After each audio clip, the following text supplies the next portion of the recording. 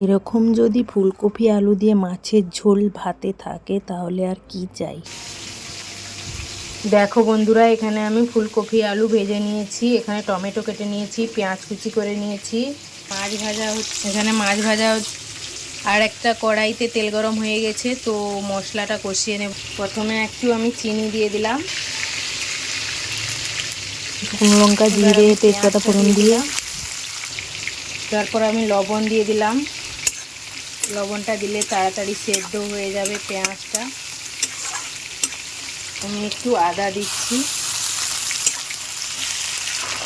ও tomato দিয়ে দিলাম, তারপর থেতো করা রসুন দিয়ে দিলাম, তারপর ভালো করে কষিয়ে নিব। ভালো করে কষিয়ে নিচ্ছি। দেখো এখানে আমি লঙ্কা গুঁড়ো, হলুদ গুঁড়ো, জিরে, ধনে সব একসঙ্গে জলের মধ্যে মিশিয়ে নিয়েছি। এটা দিয়ে ভালো করে কষিয়ে নিব।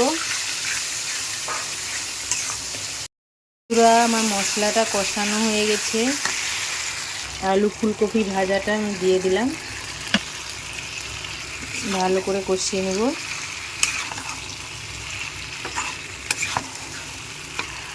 তো দেখো আমার কষানো হয়ে গেছে, এবার জল দিয়ে দিচ্ছি।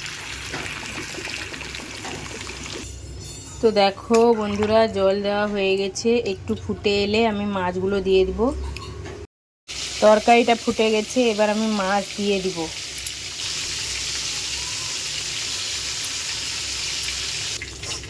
দেখো আমি মাছগুলো দিয়ে দিয়েছি, একটু ফুটে এলে তারপর আমি নামিয়ে নেব।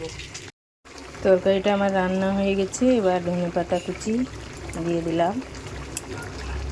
ও দেখো রান্নাটা কত সুন্দর হয়েছে। ভিডিওটা কেমন হয়েছে কমেন্টে অবশ্যই জানাবে, আর তোমরা এরকম করে বানিয়ে খাবে আর আমাকে কমেন্ট করে বলবে যে কেমন হয়েছে।